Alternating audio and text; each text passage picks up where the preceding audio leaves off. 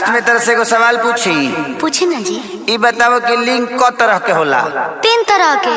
कौन कौन? स्त्रीलिंग, यस, पुल्लिंग, बिल्कुल यस, अडरलिंग। नमस्कार प्रणाम दोस्तों, आप लोग कैसे हैं? चलिए आप लोग को बता दें कि दबंग स्टार खेसारी भैया का बवाल गाना का टीजर आप लोग के बीच में आ चुकल बा। जवना एल्बम के नाम बा कलम चबा गईनी। जी हाँ दोस्तों, इस गाने को गाए आपके चहेता स्टार खेसारी लाल यादव और शिल्पी राज ने। दबंग स्टार खेसारी भैया के इस गाने को लिखे हैं दबंग राइटर अखिलेश कश्यप। इस गाने में म्यूजिक दिया है आर्या शर्मा ने। हाँ तो दोस्तों चलिए आप लोग को बता दें कि इस गाने को आप लोग के बीच में कल सुबह 7:15 पर अन्नपूर्णा फिल्म यूट्यूब चैनल से फुल वीडियो सॉन्ग आ रहा बा। आप लोग से अनुरोध है कि आप लोग तैयार रहिए। कल सुबह गाना आते ही धमाल मचा देना है। और आप लोग हमारे चैनल पर पहली बार जुड़े हैं तो वीडियो को लाइक और चैनल को सब्सक्राइब करके बेल आइकन की घंटी दबाकर नोटिफिकेशन ऑन कर लीजिए, क्योंकि हमारे चैनल पर भोजपुरी का हर अपडेट सबसे पहले आप लोग के बीच में पहुंचाने की कोशिश करते हैं। आप लोग को भोजपुरी का अपडेट कैसा लगा आप लोग कमेंट कर जरूर बताइएगा। और आप लोग से अनुरोध है कि कल आप लोग के बीच में खेसारी भैया का गाना आते ही धमाल मचा देना है और ज्यादा से ज्यादा शेयर करना है। नमस्कार प्रणाम दोस्तों।